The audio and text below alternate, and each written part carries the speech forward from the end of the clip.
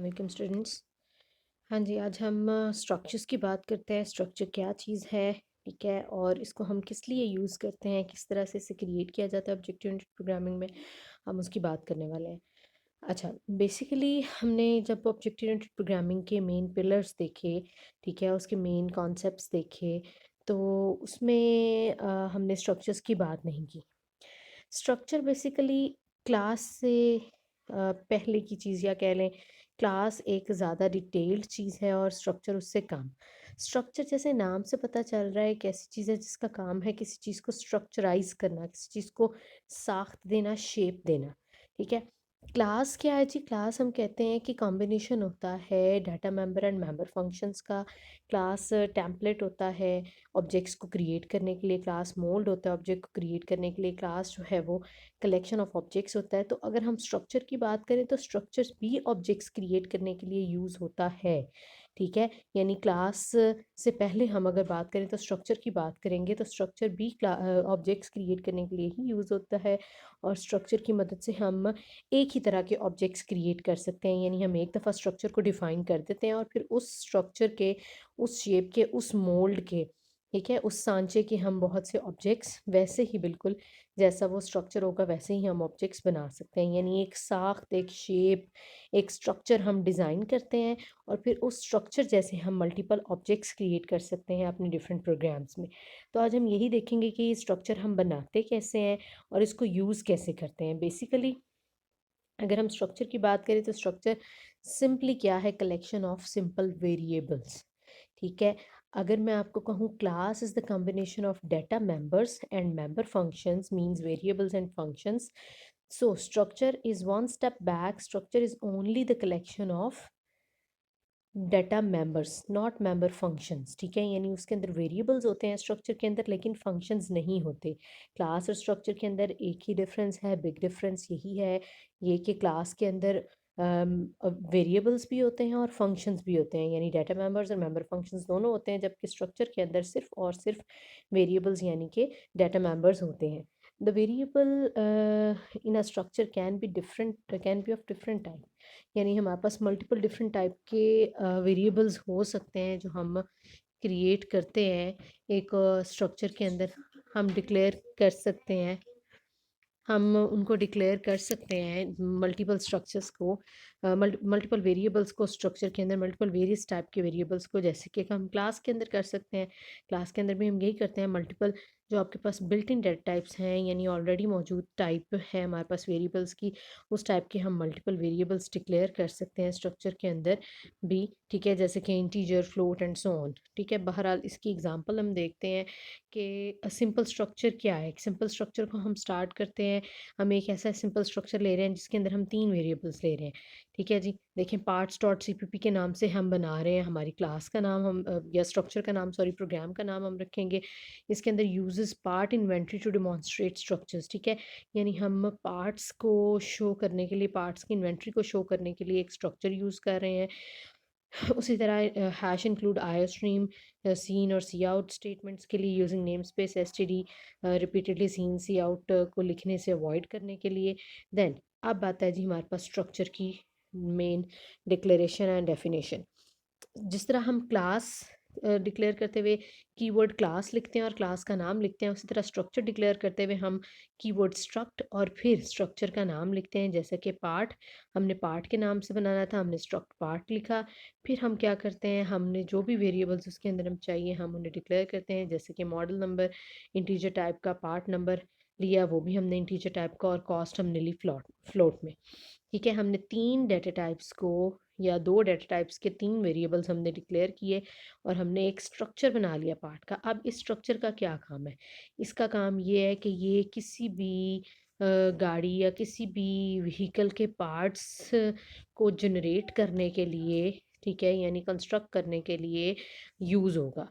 जैसे कि कोई भी एक अगर हम कार लेते हैं तो कार के मल्टीपल पार्ट्स हैं, उन पार्ट्स में अगर हम कहते हैं हम उसकी कोई हेडलाइट लेते हैं तो हेडलाइट कौन से मॉडल की है, उस वो कितनवा पार्ट है गाड़ी का और उसकी कॉस्ट क्या है, वो हम इस स्ट्रक्चर की मदद से उसे फिल कर सकते हैं वैल्यूज़ को। जैसे कि यहाँ पे हमने मेन फंक्शन में आए, उसी तरह जिस तरह स्ट्रक्चर क्लास बना के हम उसका ऑब्जेक्ट क्रिएट करते हैं और फिर ऑब्जेक्ट क्रिएट करके क्लास की फंक्शनैलिटी को या क्लास को यूज़ किया जाता है, उसी तरह आप स्ट्रक्चर के अंदर फंक्शंस तो नहीं है लेकिन उसके डाटा मेंबर्स तो हैं। उन डाटा मेंबर्स को इनिशियलाइज़ करने के लिए, उनकी वैल्यूज़ को सेट करने के लिए हमने कोई सेटर या गेटर फंक्शन स्ट्रक्चर के अंदर नहीं बनाया जैसे कि हम क्लास के अंदर बनाते हैं, बल्कि हमने मेन फंक्शन के अंदर आके पार्ट क्लास का एक ऑब्जेक्ट बनाया, पार्ट वन और part one dot model number dot part number and dot cost के साथ हमने उसके डाटा मेंबर्स को एक्सेस किया और उन्हें वैल्यू असाइन कर दिया। अच्छा, एक और चीज़ आप देख रहे होंगे कि जब क्लास के अंदर आप डाटा मेंबर्स यानी वेरिएबल्स डिक्लेयर करते हैं तो आप उनकी एक्सेस प्राइवेट रखते हैं, सो दैट वो आउटसाइड द क्लास एक्सेस ना हो सके। जबकि स्ट्रक्चर के अंदर हम ऐसा नहीं करते क्योंकि स्ट्रक्चर के अंदर सिर्फ होते ही डाटा मेंबर्स हैं।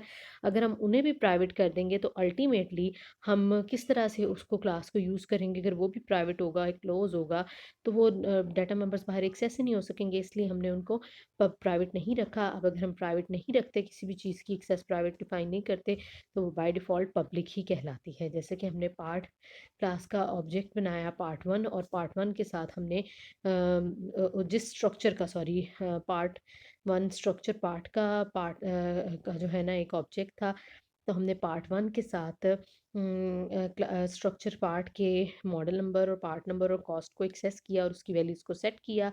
और फिर उसको सी आउट करवाने के लिए भी हमने part one dot model number, part one dot part number and part one dot cost के साथ ही उसे सी आउट करवाया, क्योंकि without the reference of object of the structure हम उसके डाटा मेंबर्स को यूज़ स्ट्रक्चर के डाटा मेंबर्स को यूज़ नहीं कर सकते। ठीक है, तो ये एक सिंपल स्ट्रक्चर हमने देखा जिसका मकसद क्या है, जिसका मकसद है कि एक जो है आपके पास शेप देना, किसी चीज़ को एक मोल्ड, एक साख्त देना। जैसे कि जितने भी पार्ट्स हैं किसी भी व्हीकल के या किसी भी चीज़ के, उन सब का मॉडल नंबर, पार्ट नंबर और कॉस्ट जो है इस कॉस्ट होगी।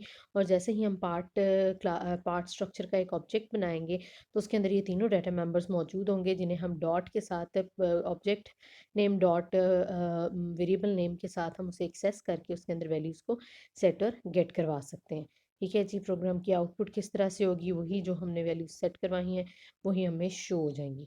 ठीक है, the part programme has three main aspects. हमने डिफाइन किया स्ट्रक्चर को, डिक्लेयर किया स्ट्रक्चर वेरिएबल्स को एंड एक्सेस किया मेंबर्स ऑफ स्ट्रक्चर को। ठीक है, इसी तरह अगर हम एक और इसी तरह बेसिकली अगर हम स्ट्रक्चर के बारे में, इसके सिंटैक्स के बारे में बात करें तो उसके अंदर हमें कीवर्ड स्ट्रक्ट यूज़ करना होता है। देन स्ट्रक्चर का नेम हम अपनी मर्ज़ी से, स्ट्रक्चर के मेंबर्स जो हैं, वेरिएबल्स जो हैं, वो भी हमें जिस तरह के चाहिए हम उस तरह के रखते हैं। और फिर उसी तरह क्लास की ओपनिंग एंड क्लोजिंग जिस तरह करली ब्रेस से होती है और सेमी कॉलन के साथ उसे क्लोज किया जाता है, वैसे ही हम स्ट्रक्चर को भी क्लोज करेंगे। ठीक है, देखें जी, ये आपके पास एक स्ट्रक्चर डेफिनेशन फू की उन्होंने बनाई है। ठीक है, और उससे वो जितने भी ऑब्जेक्ट्स बनाएंगे उन सब के अंदर वही वेरिएबल्स होंगे जो आप स्ट्रक्चर के अंदर डिक्लेयर करेंगे। आप 10 ऑब्जेक्ट्स भी बनाएंगे फू क्लास के तो सब के अंदर वही डाटा मेंबर्स होंगे जो कि आपने स्ट्रक्चर के अंदर डिफाइन कर दिए हैं। ठीक है, इसी तरह यहाँ पे आपके पास इस बुक में और भी एग्जांपल्स होंगी स्ट्रक्चर की। यहाँ पे आपको वो बता रहा है कि अगर आप बात करें अदर स्ट्रक्चर फीचर्स की बात करें तो हमें इनिशियलाइज़ करना होता है स्ट्रक्चर के मेंबर्स को और फिर उन्हें हमने एक्सेस करना होता है। यानी उसी को वो डिटेल में बता रहा है, हमें उसको ज़्यादा डिटेल में जाने की ज़रूरत नहीं है। हम एक और स्ट्रक्चर डिस्टेंस ले लेते हैं। ठीक है, अब इसका नाम हमने लार्ज स्ट्रक्ट डॉट CPP के नाम से अपने प्रोग्राम को सेव करना है, किसी भी नाम से सेव कर सकते हैं। ये डिमॉन्स्ट्रेट करेगा स्ट्रक्चर को यूजिंग इंग्लिश मोन्यूमेंट। ठीक है, using name space stdio stream और यूजिंग नेम स्पेस st को हमने इंक्लूड किया। स्ट्रक्चर को उसी तरह स्ट्रक्ट कीवर्ड लिख के तो हमने अपने स्ट्रक्चर का नाम डिफाइन किया और फिर जो भी डाटा मेंबर्स हमें से इसमें चाहिए थे हमने वो डिक्लेयर कर दिए, यानी इंटीजर में फीट और फ्लोट में इंचेस।